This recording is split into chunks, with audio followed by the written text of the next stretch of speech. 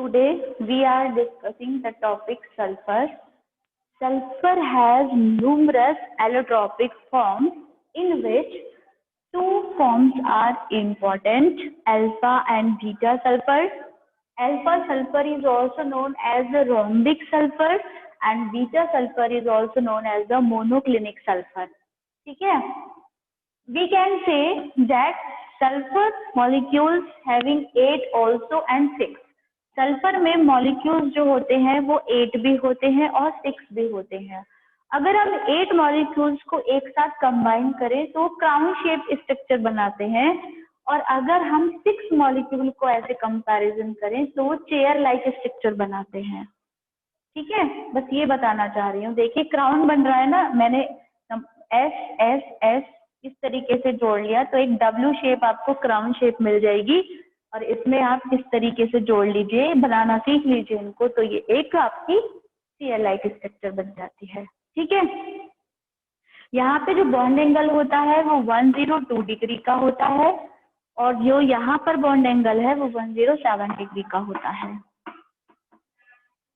ठीक है बच्चों, क्लियर? जो यहाँ पर अगर हम लेंथ देखें एस और एस मॉलिक्यूल्स के बीच की तो ये हमारी लगभग होती है 204 पिकोमीटर, 204 पिकोमीटर और ये होती है हमारी 205.7 पिकोमीटर. तो यहाँ पर थोड़ी सी लेंथ ज्यादा होती है क्योंकि यहाँ पे मॉलिक्यूल्स ज्यादा है, यहाँ पे कम है, तो वो एक दूसरे से दूर दूर कनेक्टेड होते हैं, थोड़े पास पास कनेक्टेड.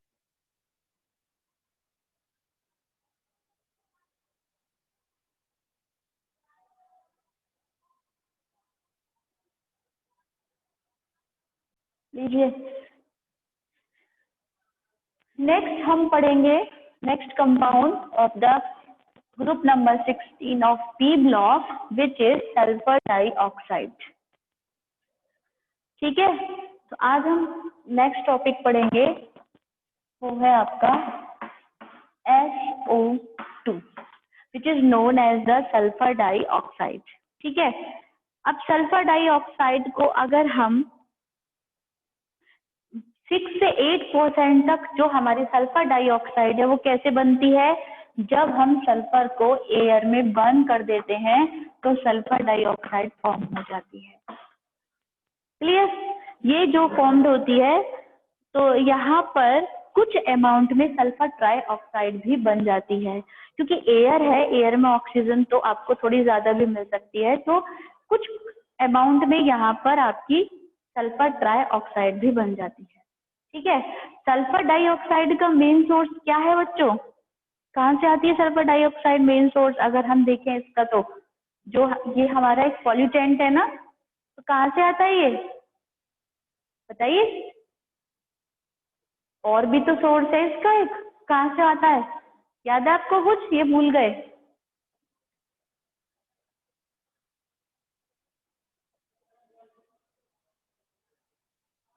भूल गए? ऑटोमोबाइल व्हीकल से, जो हमारे ऑटोमोबाइल्स होते हैं उनके धुएं में सल्फर डाइऑक्साइड प्रेजेंट होती है, पता है ना आप लोगों को? और वो किस वजह से होती है? क्योंकि जो उसमें फ्यूल डलता है जब वो थोड़ा अनबर्न रह जाता है, कंप्लीटली उसका बर्निंग नहीं हो पाता है, तभी sulphur dioxide as a pollutant वहां से रिमूव होती है. ठीक है, तो ये इसका एक मेन सोर्सेस हमारा व्हीकल्स का धुआं भी है. नेक्स्ट, अगर हम इसे लैब मेथड में बनाना चाहें, लैब मेथड क्या है इसका, लैब में इसे प्रिपेयर करना चाहें तो कैसे करेंगे? लैब में प्रिपेयर करने के लिए हम एक सल्फाइट लेंगे, सल्फाइट आयनिक फॉर्म में, और उसकी रिएक्शन करा देंगे 2H पॉजिटिव से, तो आपका SO2 बन जाएगा प्लस H2O बन जाएगा साथ में. ठीक है, तो ये लैब मेथड है which is known as the, ये हमारा जो है वो है सल्फा. SO3 को क्या कहते हैं? सल्फा इच आयन. ठीक है, कंफ्यूज नहीं होना है, अगर एस होता है तो हम उसको सल्फा इड बोलते हैं. ठीक है, कंफ्यूज नहीं होना है आपको. तो ये आयनिक फॉर्म से हमारी SO2 बन जाती है. ठीक है, अब हम इसकी प्रॉपर्टीज की बात करते हैं. तो नेक्स्ट टॉपिक है हमारा properties of the SO2 sulphur oxide gas. तो सल्फर डाइऑक्साइड ये एक कलरलेस गैस है। कैसी गैस है? कलरलेस गैस है और इसकी एक पंजेंट स्मेल है। कैसे स्मेल है? पंजेंट। पंजेंट स्मेल का मतलब है कि दम गो टू गैस, मतलब अगर ये गैस इवापोरेट होती है तो ऐसा लगता है जैसे खांसी आ रही है, तो दम घुटने लगता है। तो ये एक कलरलेस और पंजेंट स्मेलिंग गैस है। और ध्यान रखिए, highly soluble in water, highly soluble in water है, वाटर में बहुत हाईली सॉल्युबल है ये। और जो इसका एक्वस सॉल्यूशन होता है वो एसिडिक होता है नेचर में। तो it's aqueous solution is acidic in nature.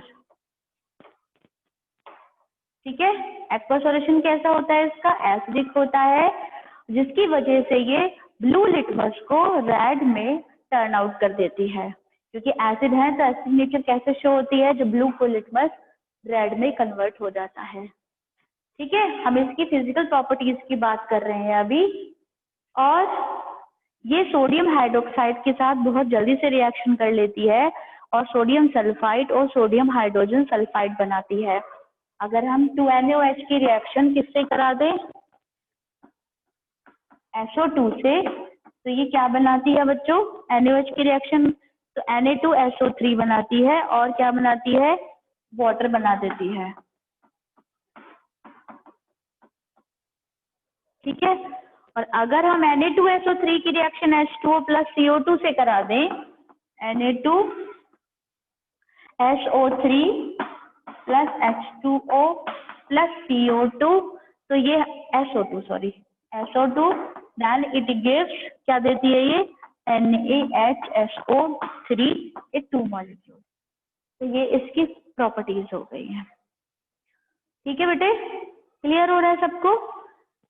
और सल्फर डाइऑक्साइड अगर Cl2 के साथ रिएक्शन करती है तो क्या बनाती है बेटे? सल्फ्यूरिल क्लोराइड बनाती है, that is it's main property. तो SO2 plus Cl2 gives SO2Cl2 and SO2Cl2 is known as the sulfuryl chloride. Sulphuryl chloride. और ये जो ये क्या कर देती है? ये ऑक्सीडाइज भी करती है SO2 को SO3 में कन्वर्ट कर देती है। ये ऑक्सीडेशन भी यहाँ शो हो जाता है ना। अगर हमें SO2 से SO3 बनाना है तो हम कैसे बनाएंगे बताइए? SO2 plus O2 gives SO3 और हमें कोई ऑक्सीडाइजिंग एजेंट वहां पे लेना पड़ेगा, जैसे हम ले लेते हैं V2O5 वैनेडियम पेंटाऑक्साइड। ठीक है बेटा, क्लियर हो गया? Okay ma'am. और इसके कुछ हम यूजेस पढ़ लेंगे। यूजेस जो होते हैं, इसकी स्ट्रक्चर देख लेंगे। स्ट्रक्चर तो आप देख सकते हो, SO2 की स्ट्रक्चर तो बना दोगे ना आप? जो लुईस डॉट स्ट्रक्चर है तो बन जाएगी। कैसे बनाओगे? S है, यस, O से कनेक्ट है, O से कनेक्ट है। अब यहाँ पर इसके एक लोन पेयर है, इसके पास रेजोनेटिंग स्ट्रक्चर दिखा दो। तो I think it is clear for you. ये आपको पता है कोऑर्डिनेट वाला बॉन्ड है ये। यूज क्या होते हैं इसके? ये हमारा refining, in refining petroleum and sugar की रिफाइनिंग में यूज होती है। Sulphuric acid, calcium hydrogen sulphide और सोडियम मेटा बाइसल्फाइड के मैन्युफैक्चर में यूज होती है। और ये डिसइंफेक्टेंट और प्रिजर्वेटिव की तरह यूज होती है। और ये वूल और सिल्क को ब्लीच करने के काम में आती है। तो इस तरीके से आपका ग्रुप 16 कंप्लीट हो जाता है। ग्रुप 17 को फिजिकल प्रॉपर्टीज को आप पढ़ेंगे अभी, फिर हम आगे बढ़ेंगे। पढ़िए आप। क्लियर हो गया?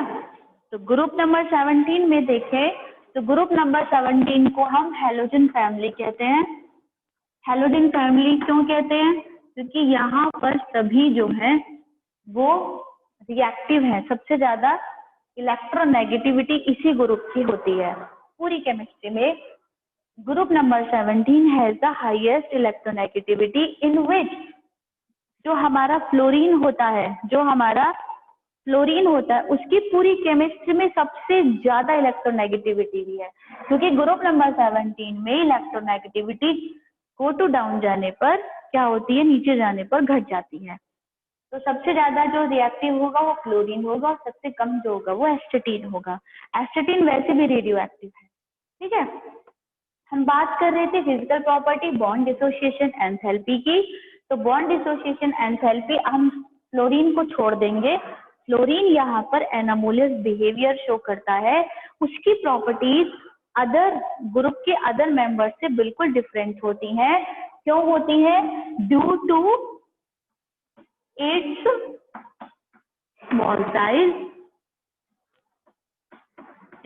साइज और दूसरा highly electronegativity, Absence of d orbitals. Highly electronegativity और एब्सेंस ऑफ d ऑर्बिटल्स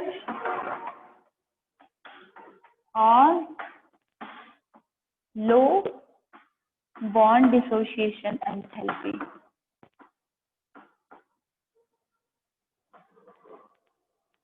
ठीक है, ये चार ऐसी प्रॉपर्टी हैं जिसकी वजह से फ्लोरीन जो होता है अपने ग्रुप के अदर मेंबर से अलग प्रॉपर्टी शो करता है। इसलिए मैं यहाँ बात कर रही थी बॉन्ड डिसोसिएशन एंथैल्पी की और बात कर रही थी कि वो जो है Cl से लेकर और एस्टेटीन तक रेगुलर डिक्रीज होती है, क्योंकि साइज बढ़ जाता है, वॉन डर वाल फोर्स ऑफ अट्रैक्शन बीच में घट जाता है, इसलिए तोड़ पाना इजी होता है इन हैलोजेंस को। ठीक है, क्लियर है? हम बात कर रहे थे एक और प्रॉपर्टी की जो है कलर। सभी हैलोजेंस कलर इम्पार्ट करते हैं, कलर देते हैं। कलर किस वजह से देते हैं वो बताइए? क्योंकि वो रेडिएशन को एब्जॉर्ब करते हैं विजिबल रीजन में, और जब रेडिएशन एब्जॉर्ब करते हैं in the form of the quanta, फिर उसको वो निकालते हैं। तो फिर निकालने की वजह हमें पता है कि इलेक्ट्रॉन जो होते हैं वो कहाँ जाते हैं, रेडिएशन को एब्जॉर्ब करते हैं, फिर अपर लेवल पे जाते हैं, लेकिन वहां पे अनस्टेबल होते हैं, जैसे नीचे आ जाते हैं वापस ग्राउंड स्टेट पे, तो एनर्जी को निकाल के आते हैं। उसी एनर्जी का निकलने की वजह से आपको कलर दिखता है। तो हैलोजेंस में ज्यादातर हैलोजेंस, क्योंकि डी ऑर्बिटल है यहाँ पर, केवल इसको छोड़ दो तो ठीक है, तो यहाँ पर डी ऑर्बिटल्स भी आ जाते हैं जिसकी वजह से ये कलर इम्पार्ट करते हैं। ठीक है, ठीक है।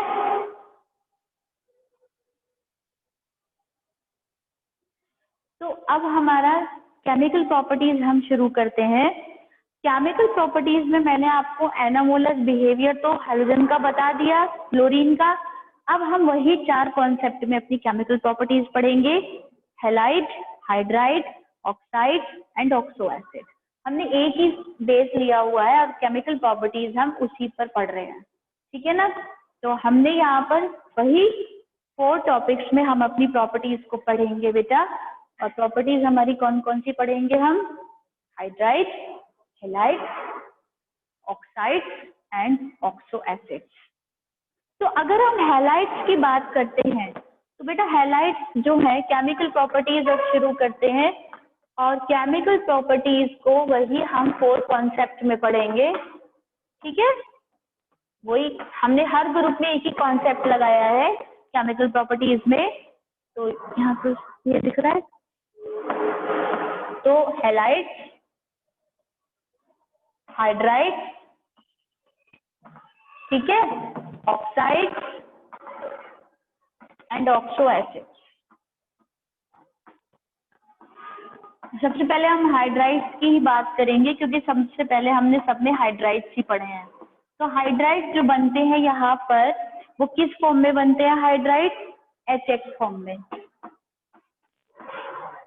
X4 एलिमेंट है यहाँ पर, FCl, Br, आप कोई सा भी ले सकते हैं।